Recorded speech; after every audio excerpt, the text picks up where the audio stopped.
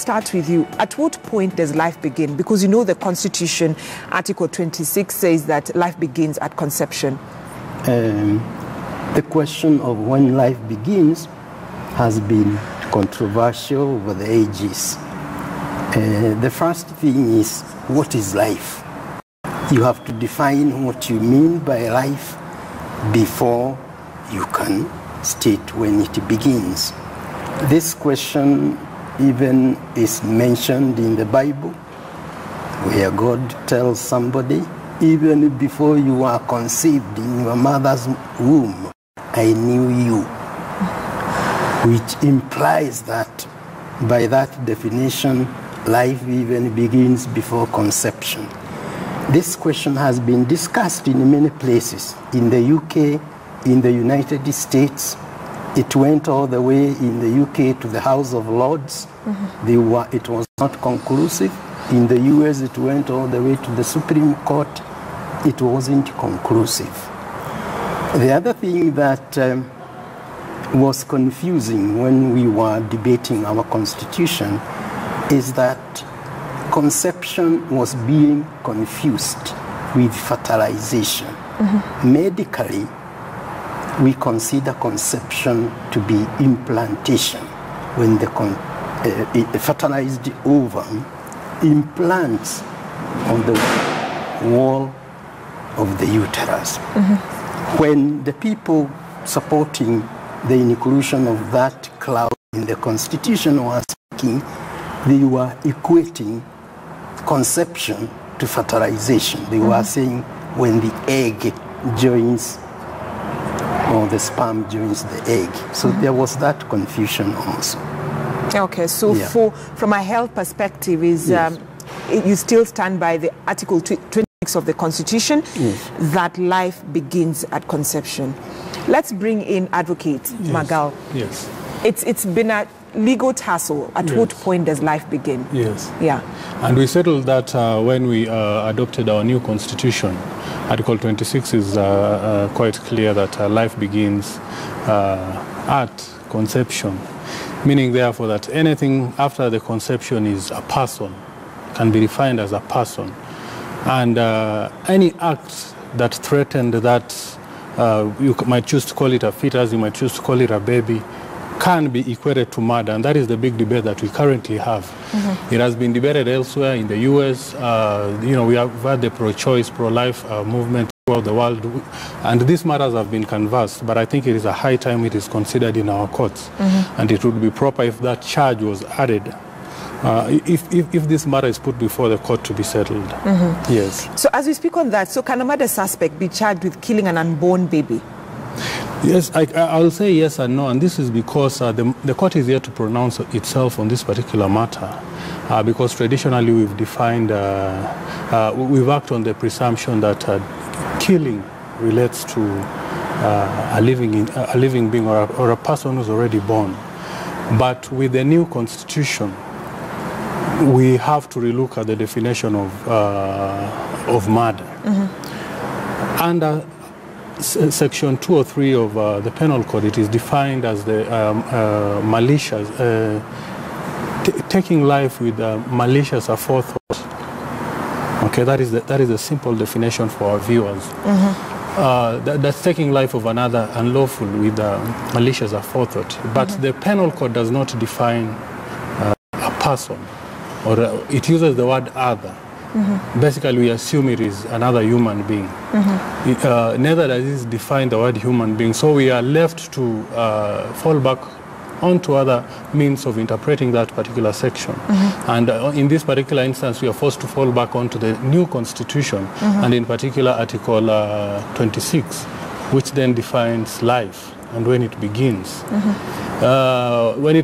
Remember, Article 26 again falls under the Bill of Rights, and Article 20 of the Constitution talks about the application of the Bill of Rights, and it says the Bill of Rights shall apply to all laws and bind all state officers and state officials, meaning therefore that this particular definition offered by Article 26 would apply to Section 203 of the Penal Code. But then when it comes to criminal law, again, we have issues of interpretation, which are different from how we interpret the Constitution and other laws. Okay. And these are arguments which are bound to come out, and it is the court to decide which side carries the day. Okay. Yes. And Prof, Yes. let me bring into the picture. There has been question. I'm also wondering at the same time, just like some Kenyans, if a mother has been killed, is there a likelihood of that in the fetus? Because until the child is born, the child becomes a baby, but when the child is in the womb, it's called a fetus. So if a mother is killed or shot, is there a likelihood that the fetus will survive? And if the fetus can survive, for how long? Or how long does it take for the fetus to die? Okay, it depends on how big the fetus is, the gestation age of the pregnancy. In late pregnancy, the fetus can live if there is a doctor nearby who will quickly cut open the mother's womb and remove the baby. But in practice, things like that usually don't happen. When a woman is being murdered, there is no doctor there prepared to open her tummy within a few minutes and get the baby out. Otherwise, there is what we call perimortem caesarean section. A caesarean section that is done as quickly as possible after the mother dies or is at the point of death. We do that if it is an event happening in hospital from a complication. But, where murders happen, it's practically impossible. So at late gestation, let's say 34 upwards to 40 weeks, a baby can live provided it is removed quickly and taken care of. So assume a mother has been killed, so the fetus can survive for how many? Is it hours, minutes? How long can it take? Maybe minutes. 10, 20 minutes. So then again, which brings the question, because there has been that health debate in terms of when a case has been taken to court, and they say probably someone can be charged at that point, or can be charged of murder if the fetus, or I don't know that to call it fetus or baby, you'll clarify for that for us, Prof, was independent. So at what point do you say the fetus or the baby was independent from the mother? The fetus or the baby becomes independent when it is born alive. Then it is at that moment that it is independent of the mother. That's why I said the fetus can only achieve its rights, full rights, through the mother. You have to treat them as a unit for both of them to benefit and they live. Yes. Okay. Yes. So before I bring you, I talked to Advocate Margal in terms of how difficult or simple is it for the prosecution to actually say that the fetus was murdered. Let's talk to our Kakamega reporter, Willie Lusige, and also get the minds of residents of Kakamega on this discussion concerning the homicide charges and, of course, whether suspects should be charged for double homicide for the murder of a pregnant woman. Lusige, good morning, and thank you so much for talking to us in KTN News. What are the residents of Kakamega saying about today's topic, whether suspects should charge for double homicide for the murder of a pregnant woman? I think, Brenda, this is a very hot topic even here in Western region, because most of them are still concerned about if life begins at conception or even at birth. And that's what we want to do right now. Maybe let me just speak to some of them. Tufahamishe tu jina lako na labda kwako. Kwa mfano mtu ameweza kumuua mwanamke ambaye alikuwa mjamzito, ahukumiwe kwa kuua watu wawili ama mtu mmoja, na maoni yako ni yapi? Majina naitwa Dave Mwange, na mkaaji hapa Kakamega. Nami nasema ukiua mama na uwe mtoto ndani unahukumiwa mara mbili, kwa sababu ule mtoto hatujui angekuwa Barack Obama ama angekuwa nani. Na wewe unaenda unachukua mtoto wa mtu unaua bibi mwenyewe kwa sababu ya uovu ambao unafanya isijulikane. Tunasema kwamba mtu kama huyo inafaa hukumiwe mara mbili, ahukumiwe kwa mtoto ambaye ameua mdogo, ahukumiwe tena kwa mama ambaye ameua. Na wengine watasema labda maisha ya mwanadamu yanaanza anapozaliwa. Sijui wewe unachukuliaje hiyo hoja? Maisha ya mwanadamu yanaanza kwa hapo unamweka mtoto wa mtu mimba. Hapo ndio maisha, mtoto akishashika mimba, hapo ndio maisha inaanza. hakuna maisha mengine naanza. Na hapo ule mtu akana kwa mwezi mmoja, miezi mbili, miezi tatu, miezi 9, ni kiumbe ambacho Mungu ameweka. Na wewe binadamu unaenda unashika hiyo kiumbe, unaua. Hiyo ni dhambi kubwa sana mbele ya Mungu. Okay, asante sana. Wacha nizungumze na mwingine, labda usogee karibu, jina lako na maoni yako kuhusiana na kile kisa ambapo kwa mfano mtu anapohusika na mauaji, alafu yule ambaye amefariki ni mwanamke na alikuwa ni mjamzito, yule mtu akifikishwa mahakamani aweze kuhukumiwa kwa kuua watu wawili au mtu mmoja, manake wengine wanasema labda uhai unaanza wakati mtu anazaliwa, na labda maoni yako ni yapi? Kwa majina naitwa Moses, transporter Kakamega Town. Mimi kwa maoni yangu, ambapo mtu ameleta hiyo swali si chini jaji ama ni nani, kwa sababu wakati mtu anafanya harusi kuna kitu anaita honeymoon. Honeymoon kwenda kutafuta mtoto. Mtu akikuja kuambie niko na mtoto, huyo ni mtoto already. Na akikufa, huyo ni watu wawili ambao wamekufa. Hakuna mtu ambaye anakuwa na mimba alafu anasaa nyama tunaenda kusika. Huyo ni binadamu. So huyo mtu inafaa hukumiwe. Kwa hivyo maoni yako ni kwamba maisha ya mtu ama ya mtoto yanaanza hata kabla hajazaliwa, ule ujauzito tu unapoanza. Hata kama ako kwa tumbo. Kwa sababu one, bibi ambaye ako kwa tumbo hawezi weka kasi ngumu. Ukiweka kasi ngumu, hiyo kiumbe kitatoka, tutafanya matanga. Kumaanisha huyo ni binadamu. So huyo ni mtu ambaye anaanza uhai wake kama ako ndani ya tumbo. Sioni ubaya mpaka atoke nje ndio tuanze kumuita mtu. Huyo ni mtu ameanza kukua, maisha yake imeanzia ndani ya tumbo ikikuja juu. Kwa hivyo sheria inapochukua mkondo wake iwe kwamba yule mhusika aweze kuhukumiwa kwa kuua watu wawili. Ahukumiwe kwa kuua watu wawili. Iko hivyo. Asante sana. So Brenda, those are just a few of the sentiments from the locals here in Western region, and you can see they are angered and they feel that if someone commits murder, especially where it's relating to a lady who was pregnant, he or she should be charged with double or homicide, Brenda. All right. Willie Lusige, thank you so much for talking to residents of Kakamega, just giving us their mind on this. And let's get back to this discussion. And Advocate Magal, you've heard what residents have told Willie Lusige. Yes. That the suspect, a suspect, should be charged, should be double charged for the murder of the woman and the fetus. So the question is, how can the prosecution prove that the fetus was murdered? Is it difficult or simple? No, it is not at all. If it is held that a fetus is a person, meaning therefore that it can be killed, it would be so easy. Because in law we look at two elements, that is the intention and whether the intention was carried out. If it is proved that there was an intention to take away life, it doesn't matter which life is eventually taken. And if it is proved that indeed that intention was put into effect, that is,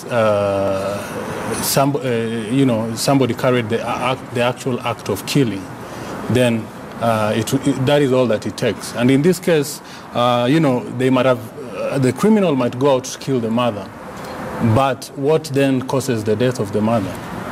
It is the act of the criminal. The intention might have been to kill the mother, but then, the intention doesn't attach to a particular individual. As long as you go out there, let's say if you want to shoot A, but in the process you shoot B, you won't say that you didn't have the intention to shoot B. The intention is whether, the question is whether you have the intent to kill. In this case, therefore, if a death results, if the fetus then passes on, and it is as a result of your action which is backed by intent, then you are guilty as charged. So it wouldn't be so difficult. The difficult bit would be to prove, would be the argument whether indeed a fetus is a person. And as per the Constitution, that is settled. The Constitution accords a fetus the status of life. And in fact, it goes on to state that, everybody has the right to life. And it goes on to say that it even talks about abortion and when an abortion can be conducted, meaning therefore that this is a thing that has been thought out. And this, as much as it has not been tried before, as much as such a prosecution has not been there before, it is the law. We cannot argue, therefore, that it's not in our statute books. Should a second count be included in such an instance, it is my opinion that it will hold. Yes. And Prof. Karanja, when Magal was talking, you sort of tended to agree with him, and which also makes me to ask the question, if the fetus is 2 months or 1 month and a mother has been murdered, does it count? Well, it will count in the sense that, like Peter said, when you commit an act that is criminal or an offense, even the consequences of that act, whatever else will happen as a result, you are responsible for it. Yeah. The fact that the fetus hasn't achieved the state of the personhood in the old definition doesn't mean that it doesn't have some rights. You still can't go and destroy it. If you have to terminate the pregnancy, you have to terminate pregnancy within the confines of what is defined in the clauses that come after the ones he has mentioned, which state the circumstances in which a pregnancy may be terminated. So whether the fetus, it's 1 week, 2 weeks, 1 month, it's you, as a health professional, you'd term it as murder? Well, we don't term it as murder, but the law, as he says, defines a person from conception. And therefore, if you planned, if you had the intention of destroying it unlawfully, then it can be equated to murder. It can be equated to murder. So I'd like us to, as we continue this conversation, I'd like us to have a look at the penal code, because it also, when a case has been taken to court, the penal code and Article 26 of the Constitution will also act as a guide. Yes. So let us look at the penal code, where it actually says that a child becomes a person capable of being killed when it has completely proceeded in a living state from the body of its mother, whether it has breathed or not, and whether it has an independent circulation or not, and whether the navel string is severed or not. That is the penal code. A child becomes a person capable of being killed when it has completely proceeds living state from the body of its mother, it has breathed or not, and whether it has independent circulation or not, and whether it has a navel string is severed or not. Prof, what would you like to say about that? I think that was very clear definition before the Constitution. But as he has said, it has been overtaken by the Constitution. The Constitution itself says any law which is contrary to this Constitution is now and void. So we shouldn't be relying whether the penal code, well, he will clarify because I'm not a lawyer. Okay. Whether the penal code says that, or whether the penal code is amended or not, it stands now and void to the extent that it contradicts the Constitution. Yeah, I think Peter will clarify. Yeah, just clarify for us, Magal, because I'm wondering, so at this point, if a suspect has been taken to court, so what should we rely on? Should you use both the Constitution and the penal code, or should you just use the penal code or just use the Constitution? Now, as I said before, now we have different canons of interpretation when it comes to criminal law. And one of them is that the law will be construed strictly.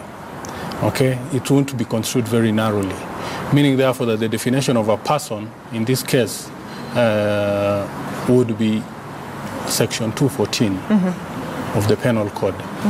Number two, the Constitution itself provides under Article 50, subarticle paragraph N, that a person shall not be held criminally liable for an act or for a conduct or omission which was not criminal as at the time of its commission. This is what we call the principle of legality. It means a statute cannot be applied retrospectively. It means a statute must be construed narrowly, and it means that a crime has to be provided for in very specific terms. And going by by section 204, 203 and 214, it means the court has to decide as to whether to go by the constitutional definition or the penal code's definition. But the penal code being the specific act that provides for crimes and the definitions, it is the penal code that should carry the day. It should be the penal code that should carry the day, not the Constitution? Not the Constitution. Okay, which brings in the question, so should the prosecution prove that the suspect had the intention of killing the fetus? Yes. So, because of course you can't die twice, because that will be murder. You'll have two charges: murdering a fetus and murdering the woman. Yes. And of course you can't die twice. Yes. So what happens? Will one charge be dropped? Now, I think this is a matter that ought to be put before the court for discussion, for deliberation. But then I think the penal code, that is section 214, makes it quite clear that, a person capable of being killed is that one who's been born already out of the mother's body.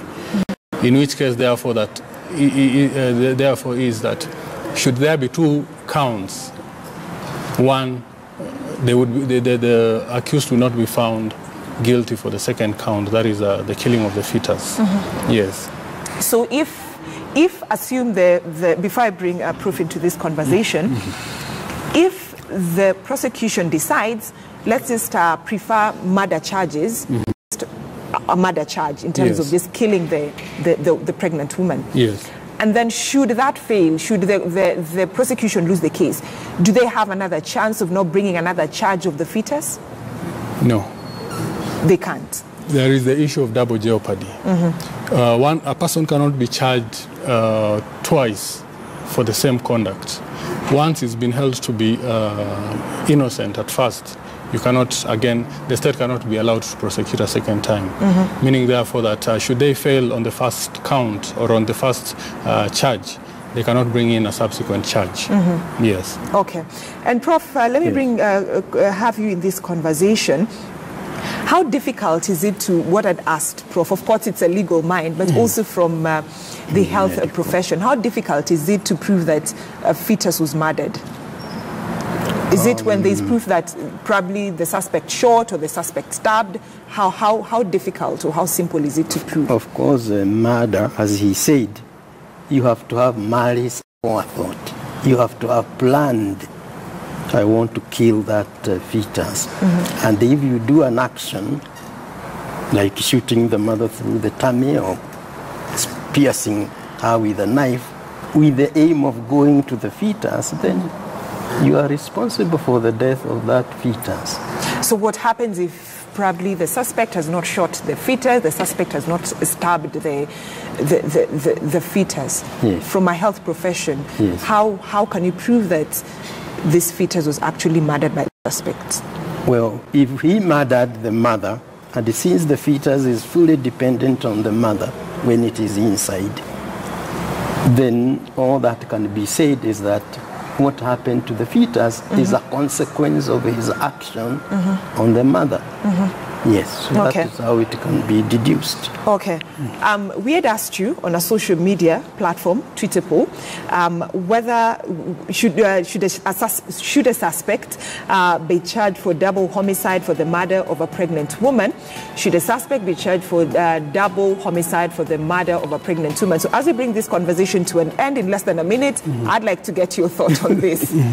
Now, for those who've been following cleanly, they will realize that I've advanced two contradictory arguments, and that I did deliberately. And for this simple reason, the Constitution provides that the Bill of Rights shall be applicable to all laws. And under Schedule 6, it provides that all the laws will be read with the necessary alterations, modifications, to be in line with the Constitution. But then under the principles of interpretation of criminal law, we have the principle of legality, which says that criminal statutes should be narrowly construed. It provides that laws cannot be applied retrospectively, basically meaning that the interpretation capacities of the court are much, much narrower. They will have to balance between interpreting sections 203, 204, and 214, and bringing in the provisions of the Constitution. Therefore, this is a matter that should be put before the court to be deliberated upon, to be canvassed by the advocates, and a decision arrived at in our courts of law. Okay, thank you so much. Prof? Yes. Your answer on our Twitter poll question this morning. The answer to? What do you think? What is your thought on our Twitter poll this morning? Should a suspect be charged for double homicide for the murder of a pregnant woman? Okay, of course, there is a whole period of time after conception that many people don't know that they are pregnant, even the woman herself. So there is a question of, application of that law in the early stages of pregnancy. So how do you know a woman is pregnant in the early stages unless she tells you? So do we assume every woman is pregnant until we prove she is not? Which means sometimes you have to do a postmortem or other tests just to find that. So to me, a pregnant woman and her fetus should be treated as a unit. If you harm the pregnant woman, you are also harming the fetus. You are responsible for whatever will happen to the fetus because you have harmed the woman. Yes. Okay, thank you so much, Prof. And Advocate Magal, just also giving us their feedback on it when it comes to a Twitter poll this morning. We had asked you whether you think a suspect should be charged for double homicide for the murder of a pregnant woman. Continue talking to us on a social media platform at KTN News. My Twitter handle at Zeta Brenda, begin with the hashtag KTN News Centre. We have been talking to lawyer Philip Magal, who is seated on my extreme left, and also Professor Joseph Karanju, who is a gynecologist, seated to my immediate left. All right, so time to take another short commercial break here on KTN News Centre. Just continue talking to us on a Twitter handle at KTN News at Zeta Brenda, whether you think a suspect should be charged for double homicide for the murder of a pregnant woman. Keep it KTN News. We shall be right back with more.